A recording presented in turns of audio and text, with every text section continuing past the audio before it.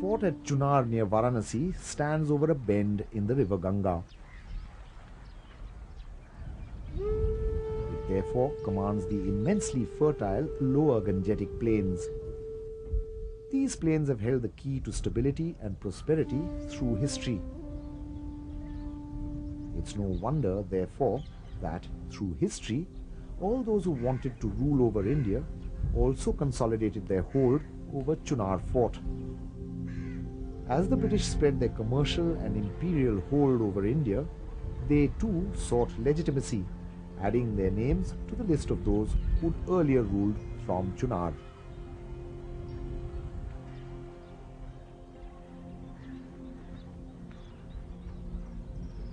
One of the early British governors-general, Warren Hastings, lived in this house in the Chunar Fort.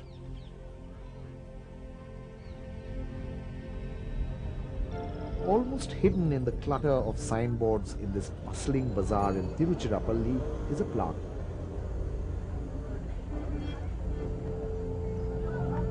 It notes the fact that Lord Clive, who preceded Warren Hastings, once lived in this building. The colonizers were acutely aware of the need to leave their marks on various parts of India, the ancient civilization which they sought to dominate. The British were different from all the others who ruled over India. While all the previous rulers were rooted in India, the British remained foreign, ruling India as a colony.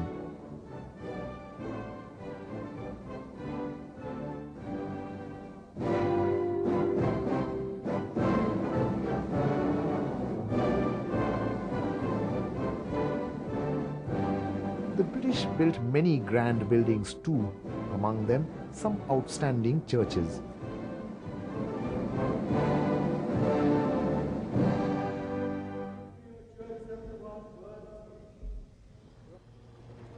They even built monuments to the reverses that they'd suffered.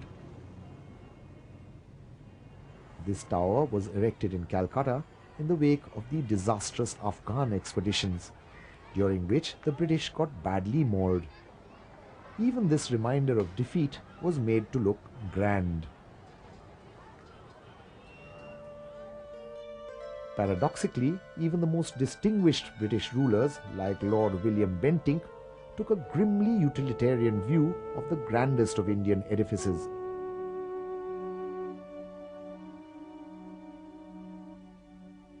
Of the many British governors-general, Lord William Bentinck is quite well known. It is well known that he banned sati, tried to put a stop to thuggy, and carried out various social reforms. What is not so well known is that he was an English utilitarian, and he carried out utilitarianism to such an extent that he wanted to demolish the Taj Mahal and sell it for the marble. It's not surprising that in the age of colonialism, commerce overtook culture.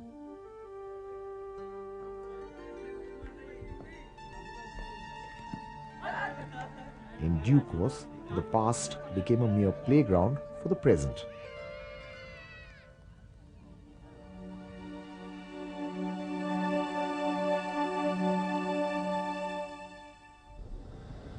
In the age of modernity, not only the sense of time, but its very speed changed.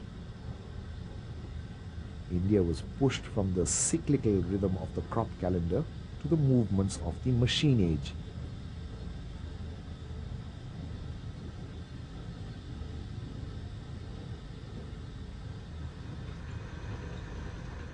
Indians innovated as they struggled to keep pace with a fast-changing world. The British Raj marked changes in other respects too. Famine had been a regular feature of India, and different rulers had tried to meet them in different ways. The Awadh Nawabs had built structures as famine relief measures. The Imambara at Lucknow is an example of such a construction. As is evident, even such buildings commissioned by the Nawabs were both ostentatious and aesthetic.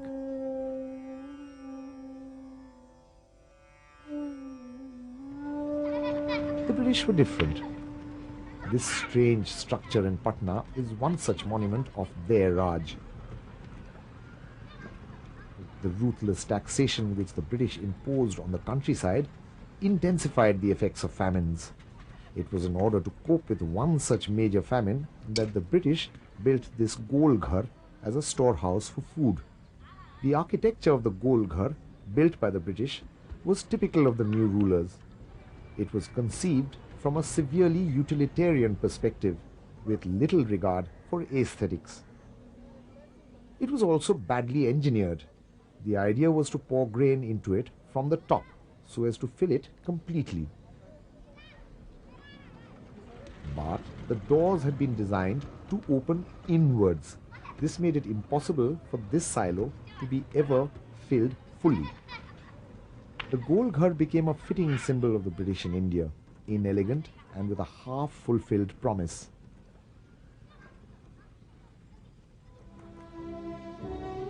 Famine remained a recurring theme during the British Raj. Meanwhile, the British proclaimed through monumental sculpture and otherwise that famine relief was one of their contributions to the people of India. The British have often claimed that they conquered India in a fit of absent-mindedness. This is obviously not true. Not only did they have an acute sense of imperial destiny, but they also built many edifices to make the point across to the Indians. And in this respect, George Nathaniel Viscount Curzon was indeed a very superior person. He got the Victoria Memorial built in Calcutta. Like its Mughal counterpart, the Taj Mahal, this also commemorates a dead queen. But then, this was meant to establish the power of the empire over the subjects. This obscure memorial in Calcutta commemorates what's known as the Black Hole. Some Britishers imprisoned here by the Nawab Siraj-ud-Dawla died of suffocation one sultry night. Not such a big event in the struggle between nations, but the British mythologized it greatly to justify their colonization of India.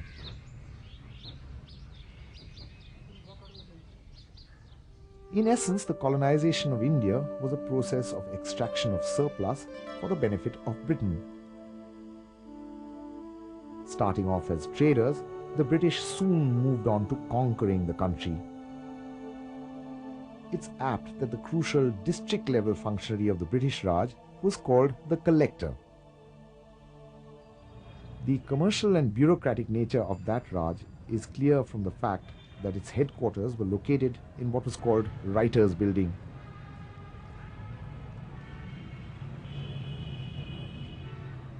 This was not the abode of literary figures, but housed the East India Company's clerks, who were called writers.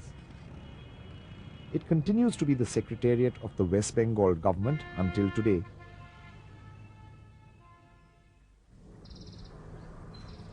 The very architecture of British imperial buildings reveals another facet of the Raj.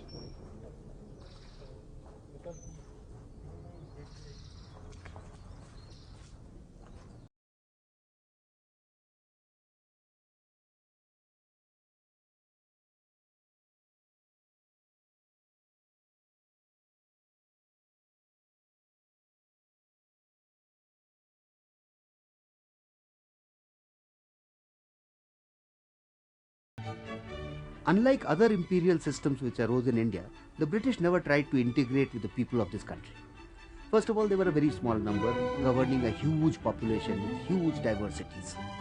So they made a virtue of their remoteness. They used to shift the capital from Calcutta right up to Shimla in the hills, where they created a little Britain. They built buildings which looked like British buildings. They had theatres which looked like British theatres, and they lived lives which were British lives.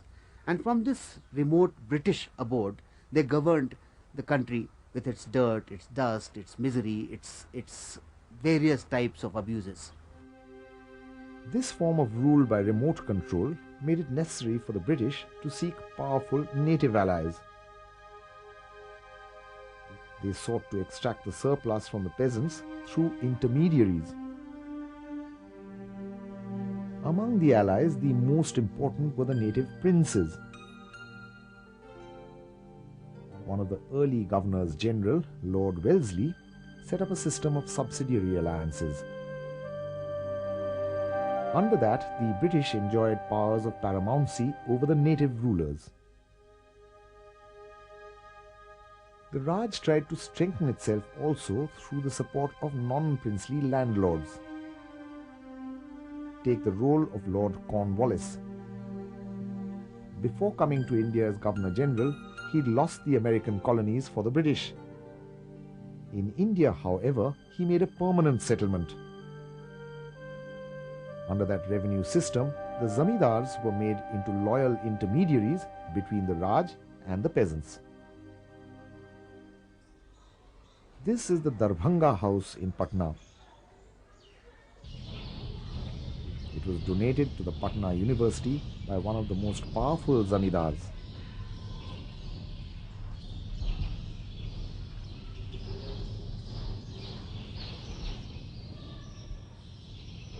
Zamindars like Maharaja Dhiraj of Darbhanga tightened their stranglehold over the land, even as they contributed to worthy causes like the furthering of education. That was the human face, as it were, of the zamindari system. Such acts of charity, however, did not clear the webs of exploitation that characterized zamindari. It was in the field of education that the British made their most signal contribution. Thomas Babington Macaulay, an ideologue of British imperialism, had argued that India could best be governed by creating a class of wogs, westernized Oriental gentlemen. Such people would be Indian only in name, but molded through their education to subserve the British. The major institutions of education, like the Presidency College at Madras, even mimicked the architecture of British educational institutions. And if Allahabad University, which produced generations of loyal civil servants, has acquired a pink tint today, it can be attributed to post-colonial Philistinism. The Alfred Memorial School in Rajkot, however, remains largely unchanged. Ironically, one of the products of such English education went on to demolish the British Raj itself.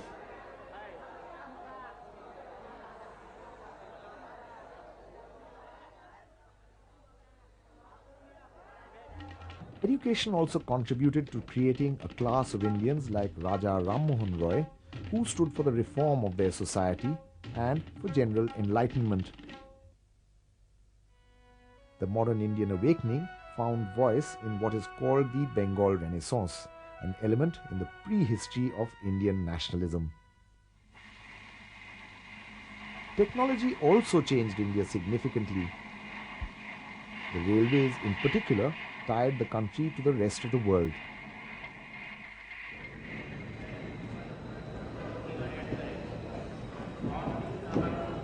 The very sense of time was revolutionized as commuters learned to pace themselves according to the rhythm of the railways. The political economic impact of the railways was also tremendous. They enabled the British to exploit India all the more thoroughly from 1854, when the first train made its journey from Mumbai to Thane. The exploitative and oppressive nature of the East India Company inevitably led to resistance. India revolted against the British in 1857. While the First War of Independence was fought at many locations, the one that evokes the most vivid images is the fort at Jhansi. It was from here that Rani Lakshmibai took on the might of the British. Her brave death in battle further opened up the gates of India for the British.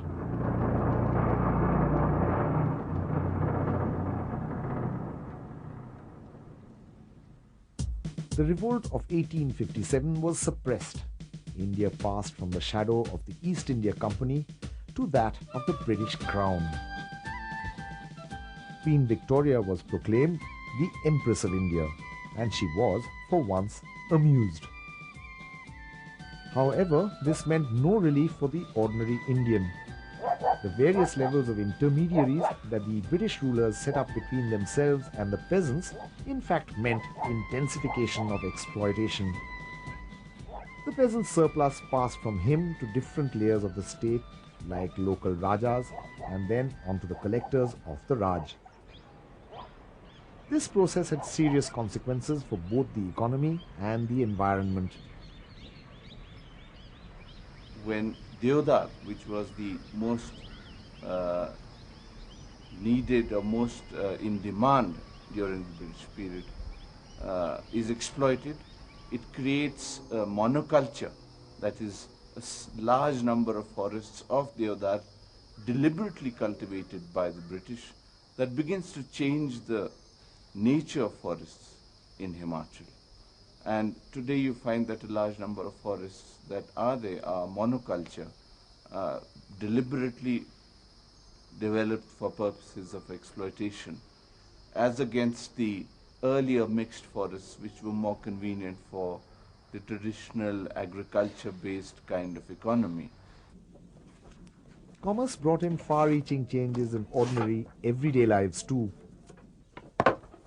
This happened even though the essential flavor of Indian existence remained the same. The only difference was that items which were earlier produced within households started becoming commodities.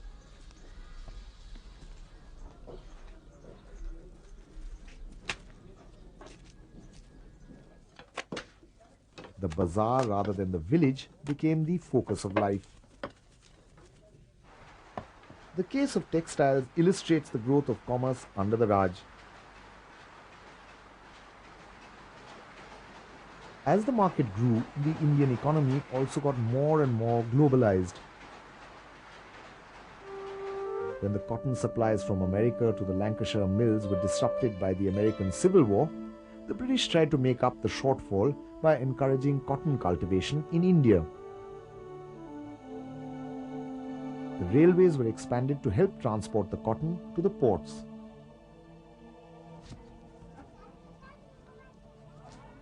The Indian economy now became subject to the ups and downs of the international market. When the demand fell, it led to great distress.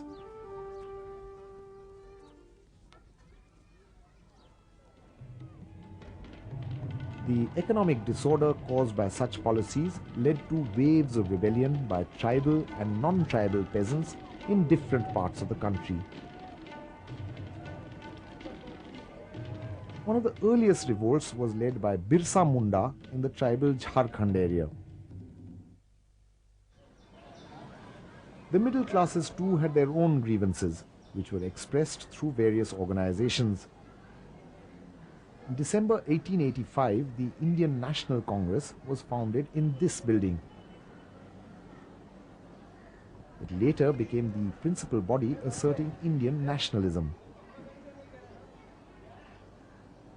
Nationalism had a significant economic content, highlighted by Dadabhai Nauroji and others. The British had prevented the growth of large-scale Indian industry, despite sustained efforts put in by pioneers like Jamshedji Tata. But by the end of the 19th century, the British monopoly was being challenged by other emerging economies. Among the challengers were the USA, Japan, Germany and other European nations. This led the British to change their approach. To prevent cheap Belgian and Japanese steel from finding a market in India, the British allowed the Tatars to set up a steel plant. The plant came up in the tribal village of Sakchi. Today it's known as Jamshedpur.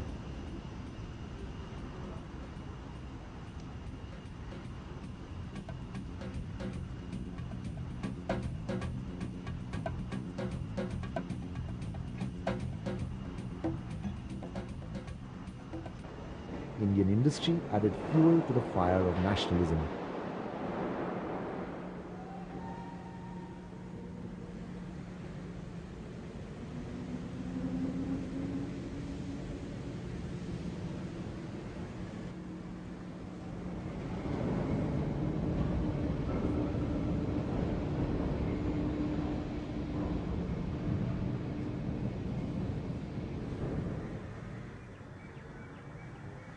The national sentiment was expressed by many leaders in different ways.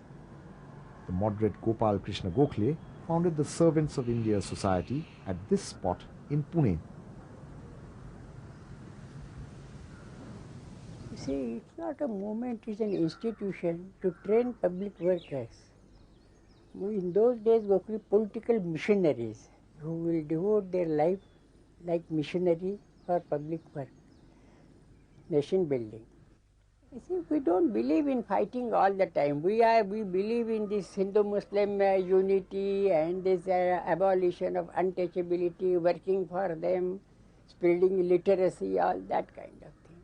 And we believe only through this thing the good government will come and this India will be quite happy. Other contemporaries of the moderates like Gokhale were called extremists. Among them was Bal Gangadhar Tilak. He published nationalist newspapers like the Maratha and Kesari from his house, also in Pune. They always felt that through Kesari and through that media, they can bring before the people all the agonies of the foreign rule. And Tilak wrote several articles on that. For instance, when the Bengal partition was planned by Lord Curzon, Tilak wrote articles on that. And many of them who were put in gallows and others, he wrote Rajya Karne Vanje Sudgene. Such articles were written by Lokmanya, and they were read by most of the masses and the people in country. He was the first leader who brought masses in the independence movement.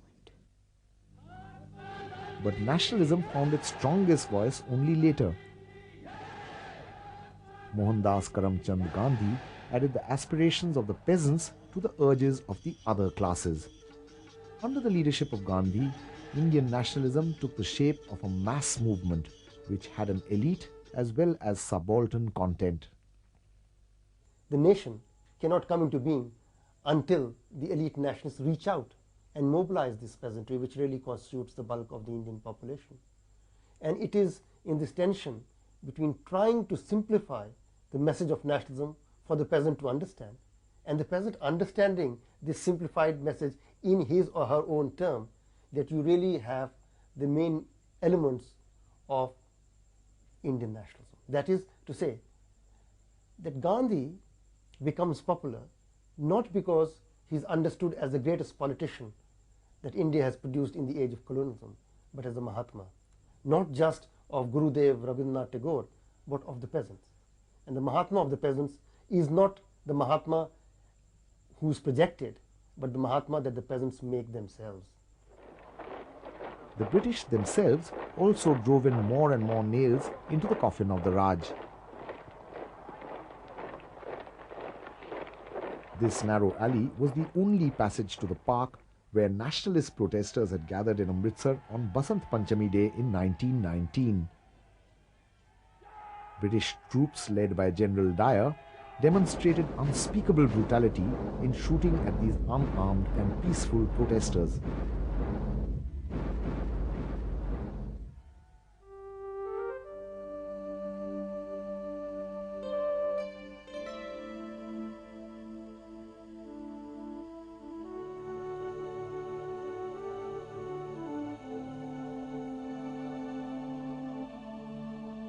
The strong nationalist outrage against British brutality in Jallianwala Bagh and elsewhere was focused by Mahatma Gandhi into a whole series of non-violent campaigns. Many of these campaigns were launched from Gandhi's ashram at Sabarmati.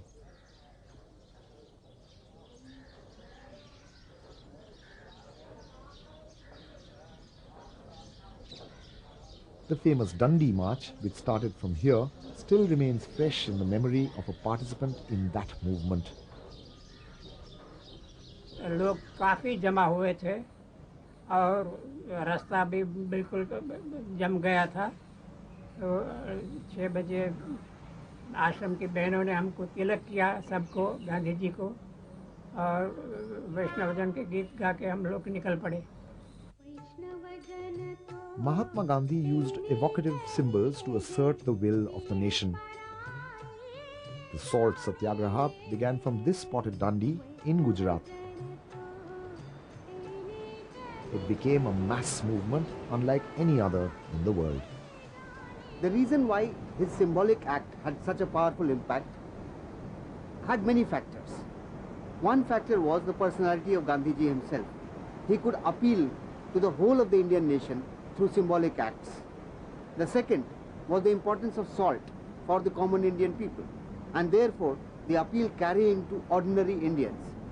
Finally, it should not also be forgotten that the British Empire was based on commercial considerations, and an act of commercial resistance of not paying tax on a common item like salt shook the very foundations of the British Empire. Meanwhile, other leaders too were expressing different facets of the Indian nation. Jawaharlal Nehru was born in the lap of luxury in this house in Allahabad. But setting out from these surroundings, Jawaharlal Nehru made his own discovery of India. There were also the nationalist revolutionaries. Among the so-called extremists who did not rule out violent means were Chandrasekhar Azad. His colleague Bhagat Singh added the element of revolutionary socialism to Indian nationalism. Later, Subhash Chandra Bose, who too endorsed socialism, formed the Indian National Army and gave a Dilli Chalo call. In 1942, the British were asked to quit India. A major anti-colonial upsurge took place at that time. Meanwhile, there was also an increasing communalization of the Indian polity. The Muslim League, under leaders like Muhammad Ali Jinnah, demanded the partition of India. Some of the negotiations between the leaders of the Congress and the leaders of the Muslim League took place in this building in Shimla. These were carried out under the watchful gaze of the British.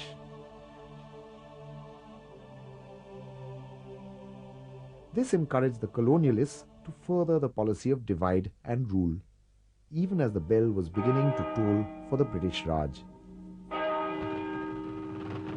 Long years ago, we made a tryst with destiny, and now the time comes when we shall redeem our pledge. On the midnight of the 14th of August 1947, India awoke to light and freedom.